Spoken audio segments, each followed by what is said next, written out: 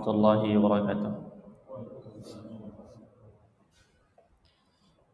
إن الحمد لله نحمده ونستعينه ونستغفره ونعوذ بالله من شرور أنفسنا وسيئات أعمالنا. من يهده الله فلا مضل له ومن يضلل فلا هادي له وأشهد أن لا إله إلا الله وحده لا شريك له وأشهد أن محمدا عبده ورسوله الذي لا نبي بعده. قال الله تعالى في القرآن الكريم: يا أيها الذين آمنوا اتقوا الله وقولوا قولا سديدا يصلح لكم أعمالكم ويغفر لكم ذنوبكم ومن يطع الله ورسوله فقد فاز فوزا عظيما. أما بعد.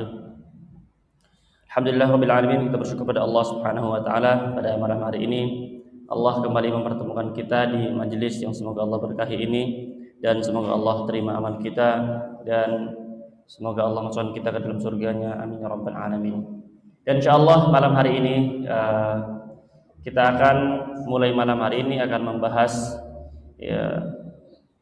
setelah kita kemarin selesai membahas kitab Ushul As-Sittah karya Syekh Muhammad At-Tamimi, Syekh Muhammad bin Abdul Wahhab At-Tamimi rahimahullahu taala. Sekarang kita akan bahas pada kitab yang baru, masuk kitab baru, yaitu kitab yang berjudul Nubdhah fil Aqidah Al-Islamiyah karya Syekh Muhammad bin Shalih Al-Utsaimin rahimahullahu taala. Pembahasan ini adalah pembahasan yang penting, yaitu pembahasan masalah akidah, yang mana kitab ini memuat rukun-rukun iman yang wajib kita imani, dari iman kepada Allah, iman kepada malaikat, pada kitab, pada rasul, pada hari kiamat, dan pada takdir. Dan apa saja rukun-rukun terhadap iman kepada rukun-rukun iman tersebut. Kita langsung masuk kepada kitab kita baca muqaddimah dulu, pendahuluan dari Syekh Utsaimin rahimahullahu taala. Bismillahirrahmanirrahim. Qala al-musannif rahimahullahu taala, bismillahirrahmanirrahim.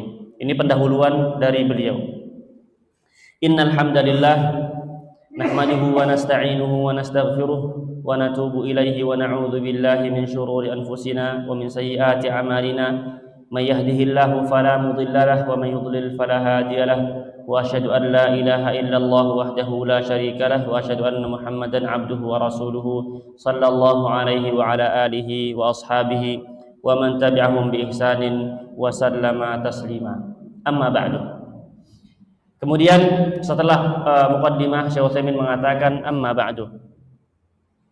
Fa inna ilma tauhid asyraful ulumi wa ajalluha qadra wa aujabuha matlaba li'annahu al-ilmu billahi ta'ala wa asma'ihi wa sifatihi wa huquqihi ala ibadihi wa li'annahu miftahu tariqi ila Allah ta'ala wa asasi syara'ihi.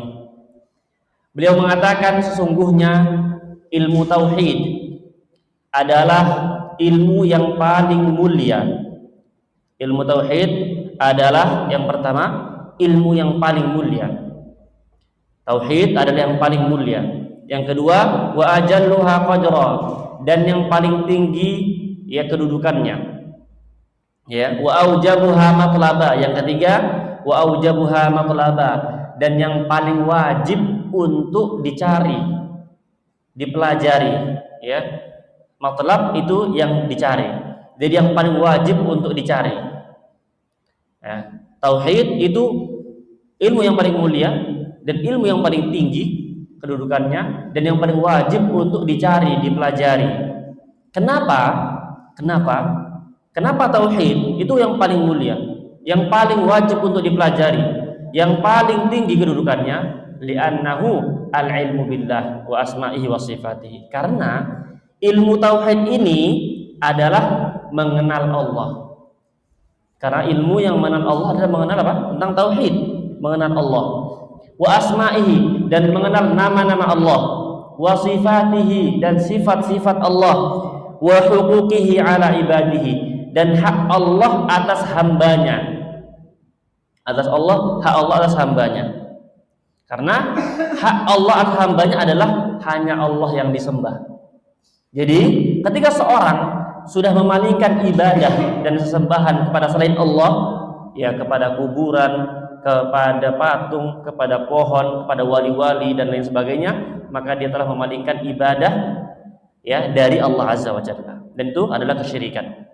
Wa li'annahu miftahut thariq, dan karena ilmu tauhid adalah kunci jalan menuju Allah.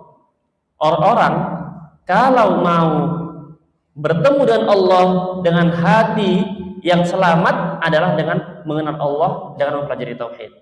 Wa asasu syara'ihi, dan tiang dan pondasi syariat. Tiang dan pondasi syariat.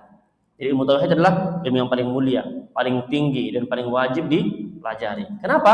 Karena dia ilmu yang orang mempelajari tentang mengenal Allah, namanya, sifatnya, hak-hak Allah. Kemudian dia adalah kunci untuk perjumpaan seorang terhadap, yaitu kepada Allah Azza wa Jalla, dan dia adalah pondasi agama. Nah, orang ya mungkin kawan-kawan pernah dengar saya nggak apa-apa, nggak sholat, nggak jilbab, nggak apa-apa, yang penting baik sama orang. Pernah dengar ya? Saya nggak apa-apa, agama bolong, sholat bolong-bolong, puasa bolong-bolong, yang penting kan saya baik sama orang. Maka ini adalah logika berpikir yang salah. Bagaimana nih kalau seandainya analogi sederhana, ada orang bilang saya nggak apa-apa, ya saya nggak apa-apa, ya saya nggak apa-apa, nggak nurut atau nggak berbakti sama orang tua, kan yang penting saya berbakti sama tetangga. Kira-kira gimana? Ya nggak bisa. Orang itu kalau mau nggak berbakti sama orang tua udah selesai, ya durhaka. Ada misalnya seorang istri bilang kepada suaminya, bang, aku nggak mau nurut sama kamu, yang penting aku nurut sama istri suami tetangga. Oh, bisa dicerna. Ya, ada istri bilang, saya nggak mau nurut sama suami saya, oh saya baik sama suami tetangga. Bisa dicerna kalau gitu. Ini lebih parah, ya. Orang mengatakan saya nggak apa-apa, durhaka sama Allah, nggak sholat, nggak apa-apa, yang penting baik sama orang. Nggak bisa. Orang ya mau baik sama orang kayak manapun, tapi nggak baik sama Allah, nggak nurut sama Allah, maka apa? Innahu may yusyrik billah. Orang yang menyekutukan Allah, berbuat syirik, innahu may yusyrik billah faqad harramallahu alaihil jannah. Allah haramkan surga baginya, nggak masuk surga. Wa ma'wahun nar, tempat kembali adalah apa? Neraka. Wa ma lil zalimin min ansar. Enggak ada penolong bagi orang-orang yang zalim. Kezaliman terbesar adalah menyekutukan Allah dan Allah. Nah, kemudian ya Abu Thalib itu udah kurang baik apa sama Nabi SAW? Dibela, ada Abu Jahal mau serang, mau Abu Lahab mencaci maki, dibela sama Abu Thalib. Tapi cuma satu masalahnya, apa? Gak masuk Islam, udah, gak syahadat tok. Akhirnya apa? Kekal di neraka. Walaupun siksaannya paling ringan, tapi tetap aja gak bakal masuk surga. Kenapa? Mau orang baik sama siapapun tapi nggak beribadah menyekutukan Allah, maka nggak ada artinya semuanya. Baik. Nah, kemudian Syekh Utsaimin melanjutkan, walidha, oleh karenanya ajma'atir rusul 'ala da'wati ilaihi. Qala Allah Ta'ala, "Wa ma arsalna min qablika min rasulin illa nuhi ilaihi annahu la ilaha illa ana fa'budun." Oleh karenanya telah sepakat seluruh rasul, semua rasul dari zaman Nabi Nuh alaihi salam, rasul pertama, sampai Nabi Muhammad sallallahu alaihi wasallam, semua rasul sepakat ya untuk menyeru kepada, berdakwah kepada ini, itu kepada tauhid, menyembah Allah semata, tidak boleh menyekutukannya sama sekali. Allah berfirman, tidaklah kami utus ya seorang rasul sebelum kamu kecuali kami wahyukan kepada dia annahu, bahwasanya la ilaha illa ana, tidak ada sesembahan yang berhak disembah kecuali aku, kata Allah. Fa'budun, maka sembahlah aku, kata Allah. Semua rasul sepakat atas hal tersebut. Nah, makanya ya para rasul itu semua pondasinya sama, menyembah Allah, tapi syariatnya beda. Syariatnya yang beda. Dulu orang-orang di zaman Nabi Musa alaihissalam, kalau bajunya kena najis harus dipotong. Ini baju kena najis. Kalau kita dicuci kan, maka kalau Yahudi dipotong, baju Israel dipotong. Nggak boleh dicuci, najis, udah najis. Nah, kemudian kalau orang-orang Nasara dulu, ya mereka beribadah dengan berlumuran najis, nggak masalah. Dan kaum muslimin adalah umat yang tengah, umat yang tengah. Ya, zaman dulu orang boleh sujud kepada manusia. Ya, sebagaimana kisah Nabi Yusuf alaihissalam. Abang-abang dan saudara-saudara beliau sujud kepada Nabi Yusuf. Sekarang boleh nggak sujud kepada manusia? Nggak boleh. Walaupun kepada kiai, kepada ustadz, kepada masyayikh siapapun, nggak boleh. Sujud hanya kepada Allah. Oh, saya kan hormati Allah. Maka sujud hanya kepada Allah. Pada siapapun nggak boleh. Nggak boleh. Nah, tapi ya itu syariat. Ya, syariat itu bisa jadi apa? Berbeda. Ya, tapi kalau tauhid itu sama, hanya menyembah Allah semata. Baik. Kemudian Syekh Utsaimin melanjutkan, wa syahida li nafsihi ta'ala bil wahdaniyah wa syahida biha lahu malaikatuhu wa ahlul ilm. Qala Allah ta'ala, syahidallahu annahu la ilaha illa huwa wal malaikatu wa ulul ilmi qa'iman bil qist, la ilaha illa huwal azizul hakim. Ya, dan Allah telah bersaksi ya untuk dirinya bil wahdaniyah, atas keesaan Allah. Keesaan Allah. Wa syahida biha lahu malaikatuhu, dan malaikat-malaikat itu bersaksi atas hal tersebut, dan seluruh orang-orang yang berilmu. Bersaksi apa? Hanya Allah lah Tuhan yang Maha Esa. Sesembahan yang Maha Esa. Jadi tidak boleh apa? Diduakan dan disekutukan. Dan itu apa? Wajar. Dan itu adalah suatu hal yang masuk akal. Yang ngasih rizki kita Allah, yang ngasih kehidupan kita Allah, yang menghidupkan kita Allah, dan semua Allah yang atur. Maka sangat wajar Allah semata yang disembah. Nah, maka coba tanya kepada seluruh pihak yang menyembah selain Allah, mau apapun itu, menyembah kuburan, menyembah orang soleh, menyembah siapapun, kepada mereka, apakah mereka itu mencipta atau enggak? Allah berfirman, am khuliqu min ghairi syai'in am humul khaliqun am khalaqus samawati wal ardh bal la yuqinun. Ya, apakah nih? Tanyakan kepada seluruh sesembahan selain Allah. Tanyakan kepada mereka, am khuliqu min ghairi syai'in. Apakah mereka diciptakan tanpa ada yang mencipta? Ini patung nih. Patung itu proses penciptaan untuk menjadi Tuhan. Ada orang datang ke kali, batu cakep nih besar, diambil, dipahat, dicat, dijual, jadi Tuhan. Makanya kata Allah, am khuliqu min ghairi syai'in. Apakah mereka dicipta tanpa ada yang mencipta? Am humul khaliqun. Apakah mereka itu menciptakan sesuatu? Am khalaqus samawati wal ardh. Apakah mereka menciptakan langit dan bumi? Jadi apa? Kalau syarat mutlak jadi Tuhan harus bisa mencipta. Nah, siapapun dia kalau nggak bisa mencipta lagi, maka dia nggak apa? Bukan nggak berhak menjadi Tuhan. Tuh, manusia kan bisa menciptakan. Jawabannya, manusia bukan kholaqo. Kholaqo itu adalah mencipta dari ketiadaan. Itu kholaqo. Tapi manusia itu apa? Sona'a, merakit dari benda yang sudah ada. Ini meja, ya, dibuat sama orang. Apakah ya tukang mebel misalnya, ini membuat ini dari ketiadaan? Enggak. Dia cuma nebang pohon, dipotong-potong-potong, dipaku-paku-paku, kemudian apa? Apa namanya ini? Yang licin disemprot itu? Apa? Nah, cat itu yang licin itu. Nah, kemudian bangunan ini, ya, ini cuma tukang ngambil batu yang dari alam sudah ada, ya, atau semen kan juga bukan dia ciptakan sendiri, dia diolah jadi semen. Batu bata diolah jadi batu bata, dari tanah jadi batu bata. Nah, yang Allah tantang adalah am khalaqu,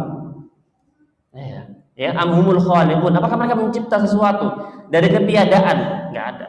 Kalau gitu mereka nggak berhak disembah sama sekali. Dan ini disaksikan oleh Allah, bersaksi demikian, dan para malaikat dan seluruh ahli ilmu. Maka kata beliau, walamma kana hadza sya'nu tauhid. Ya.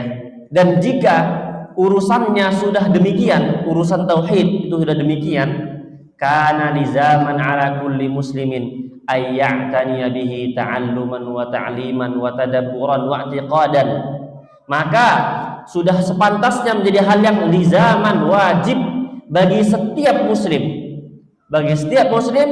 untuk ayataniya, untuk fokus, ayataniya fokus dengannya, dengan tauhid. Fokus apa? Ta'alluman, belajar, ta'liman, mengajarkan, tadabburan, mentadaburi, wa i'tiqadan, meyakini. Liyabniya dinahu ala asasin salim, supaya dia bisa membangun agamanya di atas pondasi yang salim, yang selamat, yang kokoh.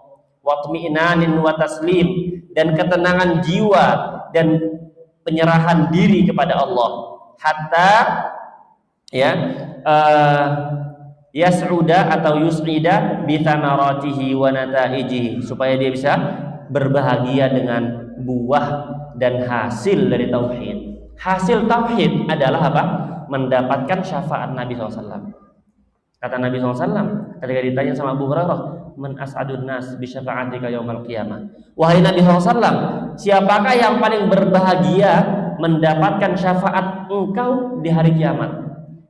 Kata Nabi SAW, ya, as'adun nas bi syafa'ati yaumal qiyamah man qala la ilaha illallah khalisan min qalbi. Orang yang paling berbahagia mendapatkan syafaatku di hari kiamat adalah apa? Yang mengucapkan la ilaha illallah ikhlas, murni dari dirinya. Maksudnya apa? Tidak menyebutkan Allah sama sekali. Maka itu tauhid penting. Mau dapat syafaat Allah, mau dapat syafaat Nabi SAW, gampang caranya. Mentauhidkan Allah. Ya. Bukan dengan apa? Bukan dengan membuat ritual-ritual baru dalam agama. Dalam agama. Nah, kemudian beliau melanjutkan, ya. Ad-dinul Islami, agama Islam, huwa dinul ladzi ba'atsallahu bihi Muhammadan sallallahu alaihi wasallam wa khatamallahu bihi al-adyan wa akmalahu li'ibadihi wa atamma bihi alaihim an-ni'mata wa radiyahu lahum dina fala yaqbalu min ahadin dinan siwah. Agama Islam adalah agama yang Allah utus dengannya Nabi Muhammad SAW. Wa khatamallahu bihil adyan, dan Allah menutup agama dengan agama Islam. Tidak ada agama setelah Islam. Nah, dan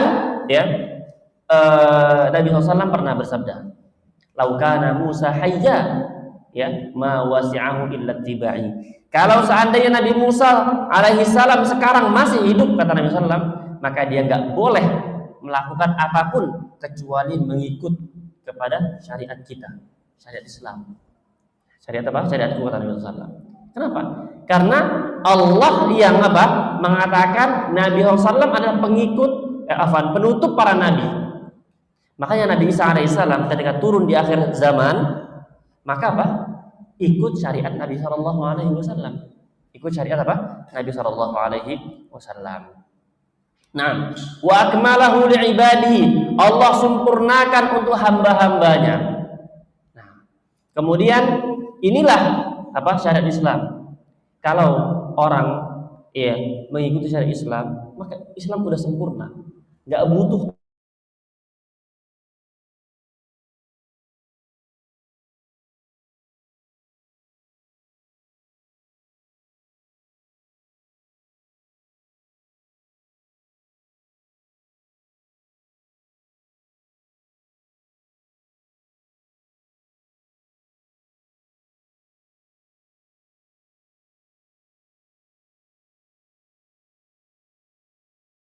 udahlah, masalah agama di masjid aja.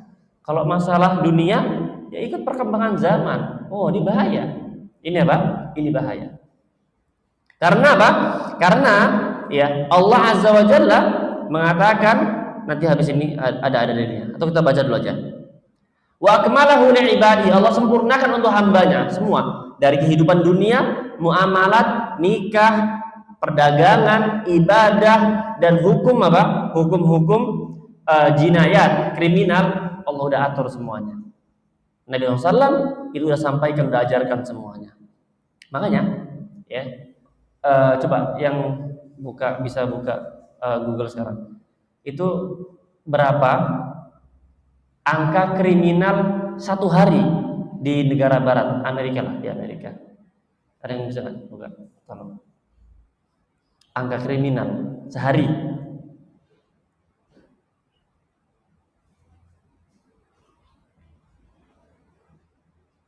Angka pembunuhan spesifik lah, pembunuhan. Bisa nggak? Biasanya bisa. Kita mau lihat. Baik.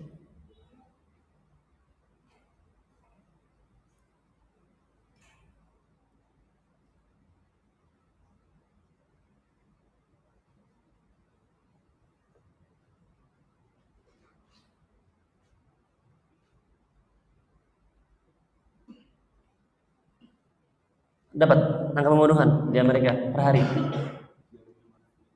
3.500. Hah? Angka kekerasan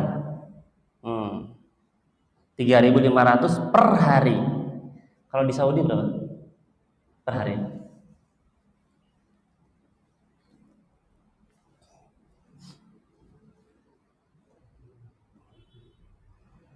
Harusnya ada dia.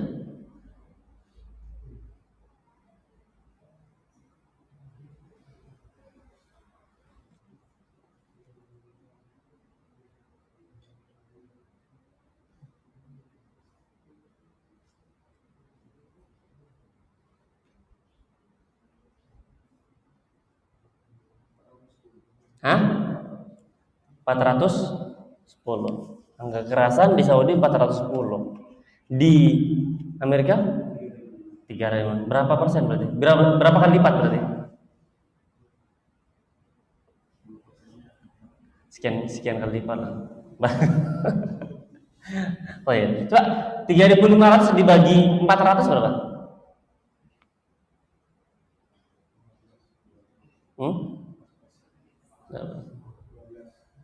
12 ya. Nah, harusnya kalau memang benar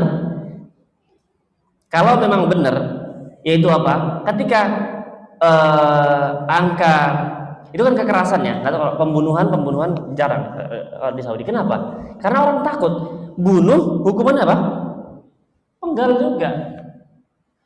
Pembunuhan hukumannya dibunuh juga. Takut orang.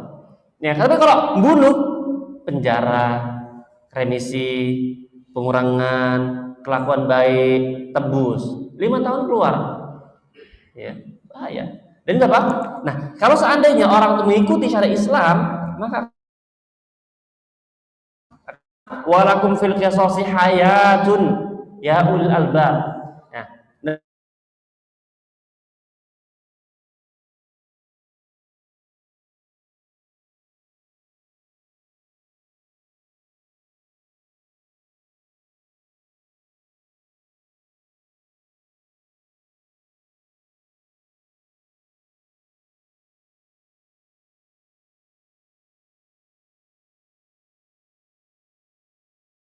Nah, gram emas. Berarti kalau mencuri 1 gram emas berapa sekarang? 2 juta ya. Nah, 2 juta potong tangan. Nyorong HP, potong tangan. Nyorong kereta, potong tangan. Ya. Udah, kalau kayak gitu, syariat Islam orang nggak berani mencuri. Dia mencuri sekali tangan kanan.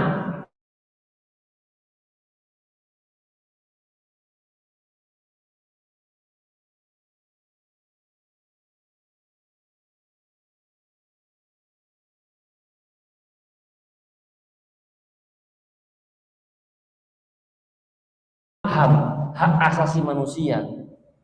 Jadi apa? Membela hak asasi manusia pelaku dan menafikan hak asasi manusia korban. Korban nih dibunuh, kemudian si pelaku tidak dihukum mati. Kenapa? Ada hak asasi manusia. Loh, ini udah mati nih, harusnya dia yang mendapatkan hak asasi manusia. Ya nggak sih? Harusnya nyawa dia yang harusnya dijaga dengan cara apa? Balaslah. Balas. Ya, balas. Tapi itulah, ya. Ini pentingnya kita mempelajari tauhid. Bahwasanya apa? Islam itu udah sempurna. Enggak usah diotak-atik, enggak usah dirubah, tambah-tambah, kurang-kurang dan lain sebagainya. Wa atamma bi 'alaihim an-ni'mata, Allah sempurnakan dengannya atas mereka kenikmatan. Yaitu dengan Al-Qur'an, dengan apa? Al-Qur'an. Wa radiyahu lahum dina, dan Allah telah ridha bagi mereka agama.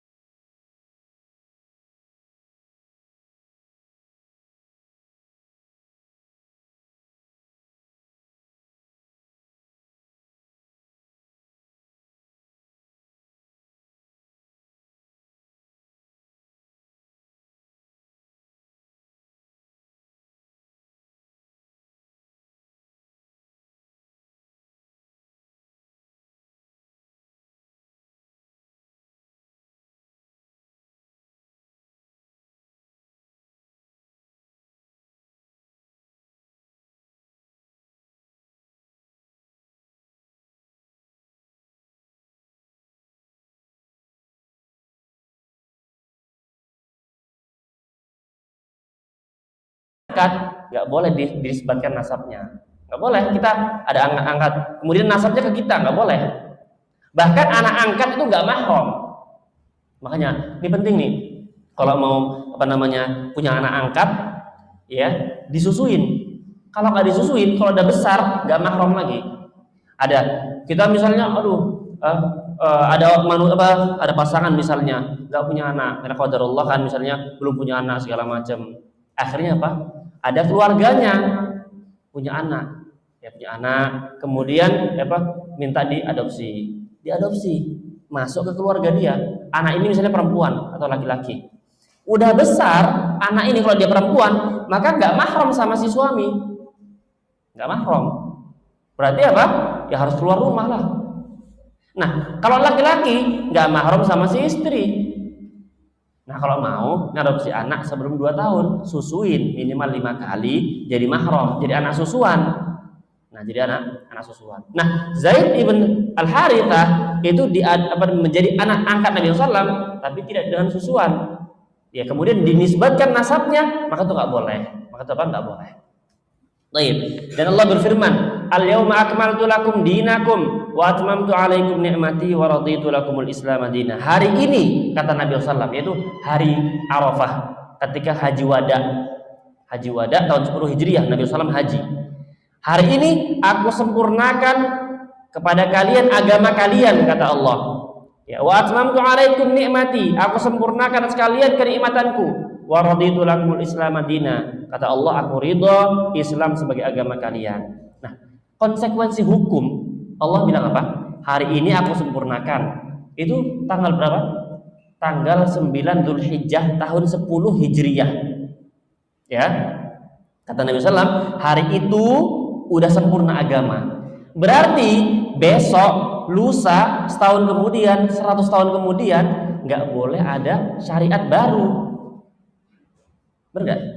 Hari ini kata Allah, hari ini 9 Dzulhijjah, ya, tahun 10 Hijriah, agama sudah sempurna. Berarti apa? Konsekuensi hukumnya, namanya sempurna, gak boleh ada penambahan dan pengurangan. Kan sudah sempurna. Kalau ada penambahan dan pengurangan, maka antara dua, Islam belum sempurna. Oh, kalau gitu kenapa nggak Anda aja jadi nabi yang bisa menyempurnakan gitu? Atau agama memang sudah sempurna, tapi memang berarti kita melanggar agama karena menambah sesuatu yang sudah sempurna. Sudah apa sempurna? Karena kalau udah sempurna, dikurangi jelek, ditambah jelek. Oke, mata manusia sempurna berapa? 2, tambahlah kalau bisa. Taruh mata sini, jadi jelek. Kurangi 1, jadi jelek. Tangan 2, tambah tangan 1.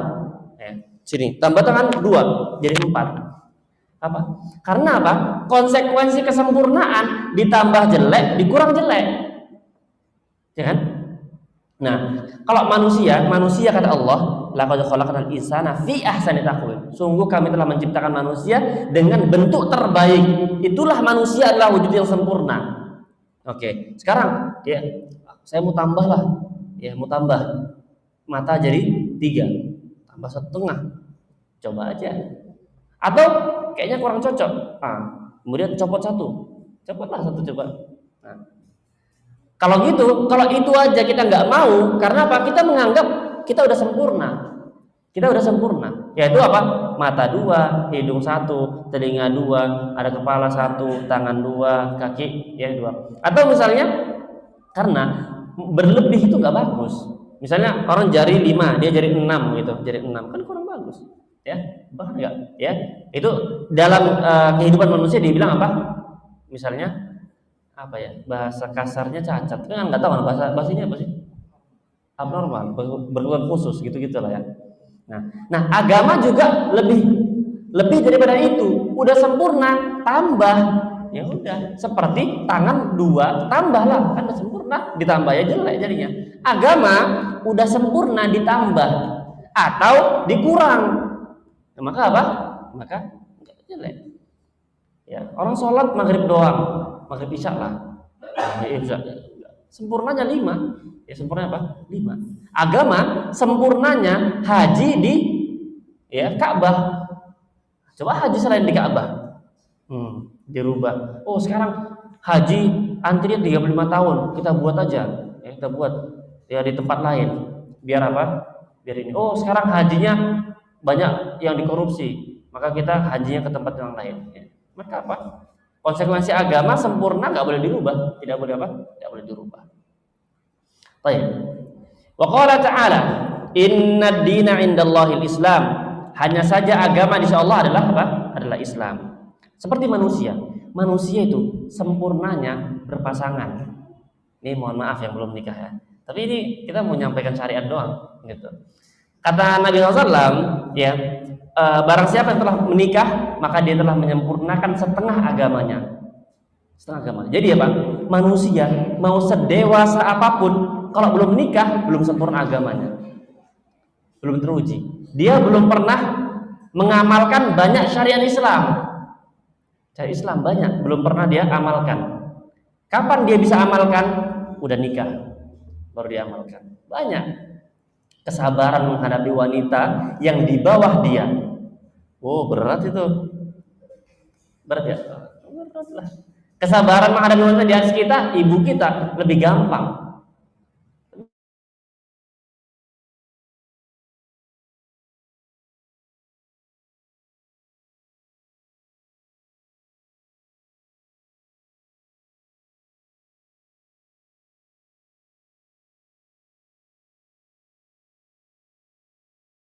Setengah agama dengan apa? Dengan menikah.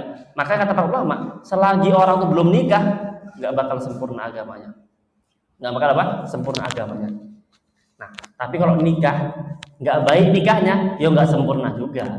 Makanya kata Nabi SAW, ya kenikmatan dunia itu ada 3. Yang pertama adalah ya rumah yang luas. Rumah yang luas. Luas itu nggak harus megah ya. Luas supaya apa? Supaya kalau ada tamu datang bisa ditampung, ada keluarga datang dari luar kota bisa nginep di situ. Ya, nggak harus megah tapi luas. Kemudian kendaraan yang nyaman. Nyaman dalam artian cepat ya, cepat dan nyaman. Ya, cepat dan nyaman. Dalam artian cepat supaya apa? Supaya gesit kita mau faedah faragh tafansab. Kalau selesai langsung cari apa kegiatan baru. Habis dari sana bisa langsung ke sana, langsung ke sana. Iya.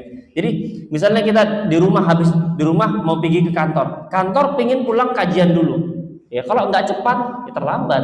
Ya, jam 9 baru sampai. Cepat dan nyaman. Di antara yang nggak nyaman adalah at-ta'atul. Sering apa? Berhenti. Kalau zaman dulu tuh untanya atau kudanya, atau himarnya, keledainya, itu sering apa? Sering berhenti kecapean. Kalau sekarang mogok lah bahasanya.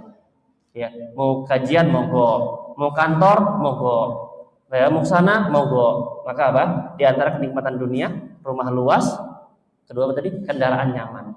Maka kalau orang mau beli kendaraan nyaman itu nggak termasuk mubadir.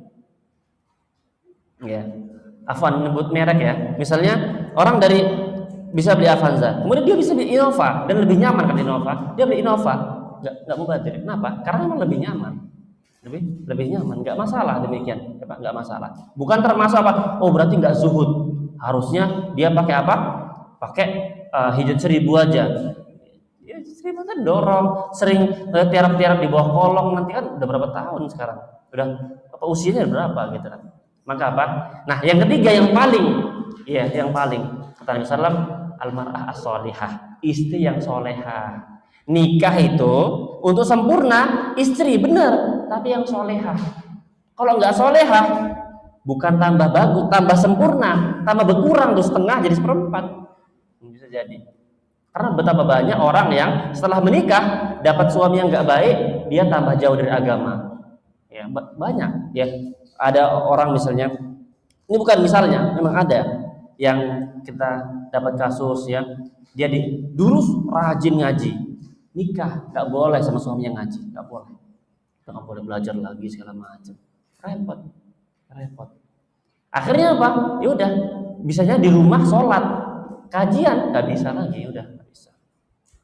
Harus di rumah segala macam. Kenapa? Karena kan istri itu ngurusin suami dan anak. Loh, istri ngurusin suami dan anak, tapi istri harus selamat akhiratnya. Kecuali suaminya ustaz, ceramahin di rumah nggak apa-apa. Jadi kalau nggak boleh. Atau kebalikannya, ya suami udah sering sodakoh segala macam, dapat apa? Dapat istri yang kurang baik. Semua uang gajian harus transfer ke rekening dia. Suaminya mau beli bensin aja, ngemis dulu. Deh mau beli bensin, kasih. Sodakoh cemana kayak gitu. Ya. Maka apa? Maka udah benar firman Allah Azza wa Jalla, ya, ar-rijalu qawwamuna 'alan nisa. Laki-laki itu pemimpin bagi manusia. Kenapa? Ya. Bima faddalallahu ba'dhum 'ala ba'd wa bima anfaqu min amwalihim. Karena laki-laki menginfakkan, memberikan nafkah sebagian dari hartanya. Jadi harta kendalinya di tangan suami. Boleh memang yang megang istri, tapi kendalinya di tangan suami. Bukan kebalikannya. Kata Allah apa? Wa bima anfaqu min. Min itu bahasa Arab sebagian. Dan yang mereka infakkan, sedekahkan, nafkahi sebagian dari harta mereka. Nah, kalau kekuasaan apa? Kekuasaan uang yang kendalinya itu di tangan istri, maka apa? Kurang tepat. Itu kurang tepat. Kendali di tangan apa? Di tangan suami. Tangan suami. Dan hal-hal lain lah, dan hal-hal yang lain. Baik, tapi yang belum nikah ya nikahlah, sempurnain agamanya ya kan. Itu penting. Tapi harus yang solehah. Kalau nggak solehah malah jauh dari agama nanti. Isinya ribut, rumah tangga kan susah. Ribut terus kan susah. Karena kan kita pengen ibadah. Dulu nggak pernah punya dosa marah, dosa ngomong kotor, setelah nikah sering jadinya. Kenapa? Karena jengkel aja sama pasangannya gitu. Nah, itu jadi hindarilah. Kalau udah terlanjur, gimana ya? Istighfar lah ya kan. Semoga Allah ampuni dosanya ya kan. Kalau udah terlanjur dapat pasangan yang kurang soleh atau kurang solehah, doain lah, nasehatin ya kan. Gimana lagi? Nggak mungkin Anda bilang itu kan lepaskan kan, nggak mungkin lah kayak gitu. Ya itu ada pertimbangannya lah. Gitu. Baik. Kemudian Allah berfirman, Inna dina indallahil Islam, hanya saja agama di sisi Allah hanyalah Islam. Kemudian Allah berfirman, wa may yabtaghi ghairal islami dina fala yuqbala minhu wa huwa fil akhirati minal khasirin. Barang siapa yang mencari selain Islam sebagai agama, falan yuqbala. Lan itu bahasa Arab artinya tidak pernah, tidak akan. Maka Allah tidak akan pernah maka tidak akan pernah diterima darinya apapun itu. Agama selain Islam tidak akan pernah diterima darinya satupun. Wa huwa fil akhirati minal khasirin. Dan dia di akhirat termasuk orang-orang yang merugi. Nah, kalau gitu timbul pertanyaan dan pernyataan. Kalau gitu Islam agama yang intoleran. Ya, masa ya mereka hanya menganggap yang masuk surga cuma mereka doang. Padahal kan masing-masing ingin menyembah Tuhan, tapi jalannya beda-beda. Islam dengan agama Islam, Nasrani dengan Nasrani, Hindu dengan Hindu, Buddha dengan Buddha. Kemudian tujuannya sama, kepada apa? Tuhan. Nah, sekarang kalau gitu gampang aja. Kalau memang agama semua sama, udah masuk Islam aja. Kan sama semua agama, ya nggak? Kalau semua agama sama, masuk Islam aja. Kan semua agama sama, pasti mereka nggak mau. Coba lah, pasti nggak mau. Kalau gitu berarti apa? Benar kata Allah. Kata Allah apa? Kullu hizbin bima ladaihim farihun. Setiap golongan, sekelompok itu berbangga dengan kelompoknya. Makanya kita ya dibilang sama agama lain apa? Domba-domba yang tersesat. Makanya berjenggot, domba-domba yang tersesat gitu. Maka apa namanya? Itu adalah satu hal yang wajar. Masing-masing menganggap pasti agama yang paling benar.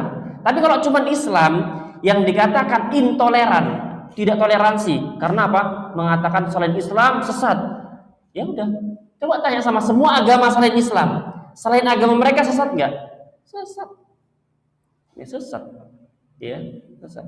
Jadi semua mau Nasoro bilang selain Nasrani sesat.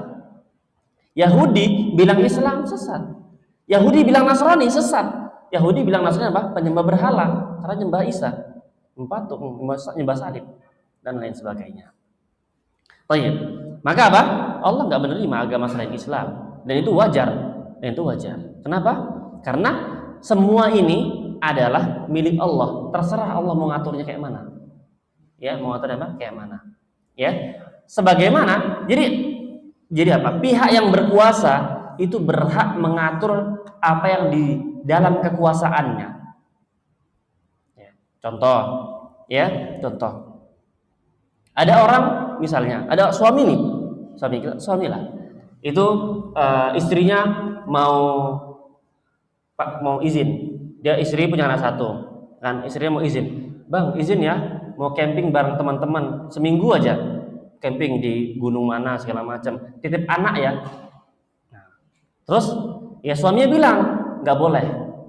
Nah, terus istrinya bilang itu fulanah aja dibolehkan sama suaminya. Kira-kira suami kayak mana? Nah, ya terserah. Ini istri saya, anak saya, rumah tangga saya, keputusan di tangan saya. Sesimpel itu gitu. Maka ketika alam semesta ini punya Allah, terserah Allah mau ngatur kayak mana. Mau ngatur apa kayak mana. Jadi kalau dibilang bahwasanya apa? Nah, semua agama sama dan sebagainya, dan kalau gitu tidak toleransi segala macam, ini semua milik Allah, terserah Allah mau kayak mana, ya kan? La yus'alu amma yaf'aluhu bis'alun. Allah nggak ditanya kenapa Allah melakukan demikian, tapi mereka, kata Allah, yang ditanya, manusia yang ditanya kenapa mereka melakukan demikian. Adapun Allah terserah Allah, terserah Allah. Sebagaimana ya seorang suami, mereka nggak suka digituin. Misalnya ada anak misalnya izin sama orang tuanya nginep di rumah kawannya. Ibunya bilang nggak boleh, kamu harus pulang, maghrib harus pulang. Anaknya bilang, itu anak tetangga aja boleh. Maknya disabet sama maknya bisa jadi. Susah kayak gitu, nggak boleh. Kenapa? Kamu anak saya, nurutnya sama kita. Gitu. Maka apa? Itu hal-hal yang wajar. Allah memberi alam semesta, terserah Allah mau kayak mana. Gitu. Terserah Allah mau kayak mana. Baik. Kemudian Allah berfirman juga ya, waqad faradallahu ta'ala 'ala jami'in nasi ayyadinullaha ta'ala bihi faqala mukhatiban Rasulullah sallallahu alaihi wasallam qul ya ayuhan nas, ya, maka Allah telah mewajibkan bagi seluruh manusia untuk beragama kepada Allah dengan Islam, dan Allah azza wajalla berfirman ya sebagai mengajak bicara Nabi SAW dan mengatakan, qul, katakanlah wahai Muhammad, ya ayuhan nas, wahai manusia, inni rasulullah ilaikum jami'a, sungguhnya aku adalah utusan Allah kepada kalian semua. Alladzi lahu mulkus samawati wal ard, yang mana dialah yang memiliki langit dan bumi. La ilaha illahu, itu tidak ada sembahan yang berhak disembah kecuali Dia. Yuhyi wa yumit, Dia menghidupkan dan Dia mematikan. Fa aminu billah, maka berimanlah kepada Allah, wa rasulihi, dan kepada rasulnya, an-nabiyil ummi, nabi yang enggak ummi itu enggak bisa baca, enggak bisa tulis. Alladzi yu'minu billahi, yang beriman kepada Allah, wa kalimatihi, dan kalimat-kalimat Allah. Wattabi'uh, dan ikutilah nabi tersebut, la'allakum tahtadun, maka kalian akan mendapatkan hidayah. Dan di antara di antara hikmah kenapa Nabi SAW nggak bisa baca, nggak bisa tulis. Kenapa Nabi SAW nggak bisa baca, nggak bisa tulis? Kenapa Nabi SAW nggak belajar aja? Belajar baca, bisa tulis.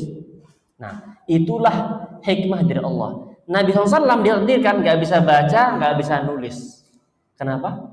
Supaya, ya, makanya Nabi SAW tidak pernah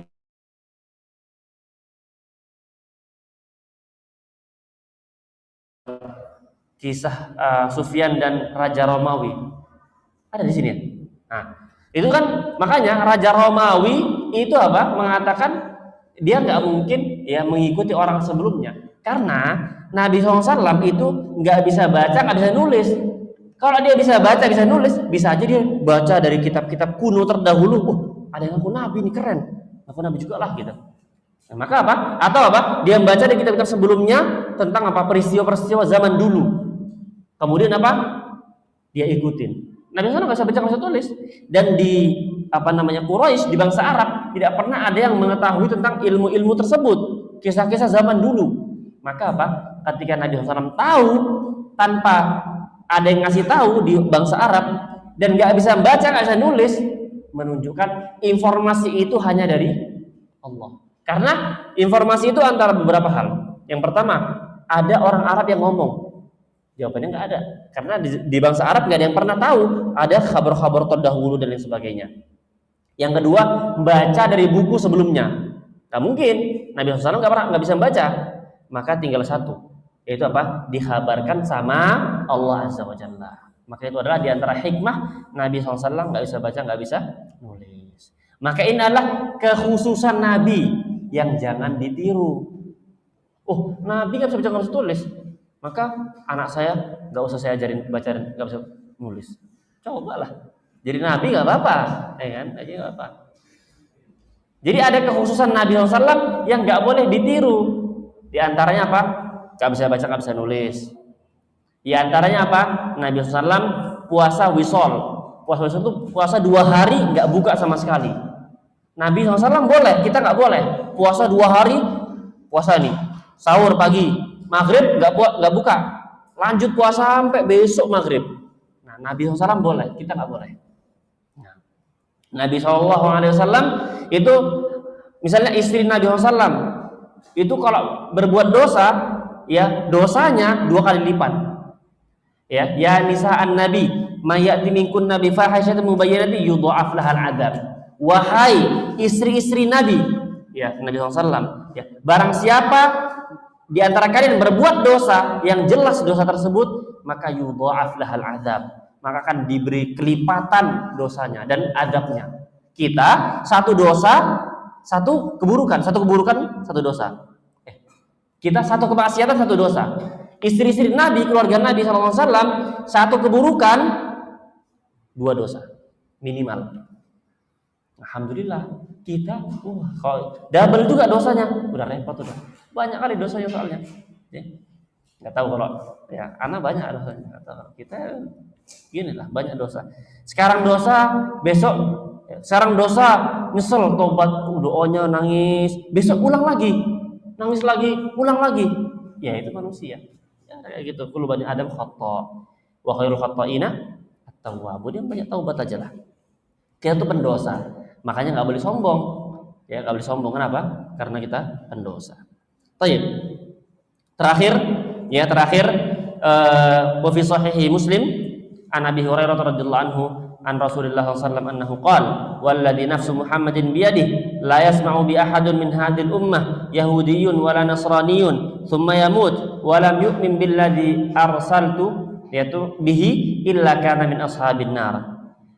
Imam Muslim rahimahullahu taala meriwayatkan dalam sahihnya dari Abu Hurairah radhiyallahu taala anhu dari Nabi SAW bahwasanya beliau bersabda, demi zat yang jiwa Muhammad berada di tangannya, itu demi Allah, la yasma'u bi ahadun, tidaklah salah seorang mendengar tentang aku min hadhil ummah, dari umat ini, ya Yahudiyun wala nasraniyun, baik dari Yahudi maupun dia Nasrani, thumma yamut, kemudian dia meninggal, walam yu'min billadzi arsaltu bihi, dan belum beriman terhadap apa yang aku diutus dengannya, illa kana min ashabin nar, kecuali dia termasuk penghuni neraka.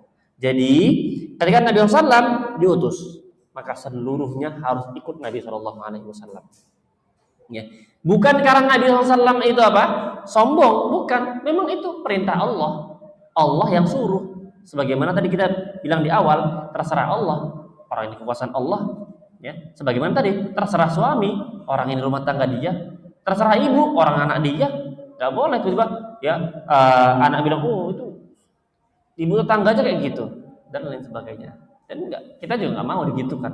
Kalau kita jangan mau digitukan, ya merasa direndahkan, itu suami kawan tuh aja bolehin. Masa suami kawan tuh beliin istrinya mobil, masa kamu nggak beliin aku mobil? Oh, repot kalau gitu. Bisa, ya. Dan itu kita nggak ingin digituin. Maka, tapi kalau kita mau gituin Allah di kerajaan Allah, maka kezaliman. Tidak bagus kezaliman. Baik. Alhamdulillah, dan kita cukup sampai dulu. Insyaallah kita masuk paragraf baru pertemuan akan datang insyaallah taala, yaitu masalah iman kepada Allah azza wa jalla. Itu iman kepada iman kepada Rasul, dan sedikit tentang iman kepada Rasul, kemudian masuk agama Islam, dan selanjutnya insyaallah taala. Mungkin satu hal, kan biasa kita ini ya, biasa kita kajian malam Kamis ya. Kalau seandainya ini harus malam Kamis atau bisa ganti malam lain? Harus malam Kamis atau bisa ganti malam lain? Nah, ini diskusikan nanti insya Allah di luar. Nanti bisa ditahu sama kawan-kawan juga ya kan, kayak mana. Jadi ini sengaja kita lempar. Kalau seandainya ada usulan bisa usul ke beliau insya Allah. Baik. Kalau nggak harus malam Kamis, ya itu nanti kita diskusikan lah insya Allah. Kita akhiri cukup insya Allah ya. Subhanakallahumma wa bihamdika, astaghfiruka wa atubu ilaik. Assalamualaikum warahmatullahi wabarakatuh.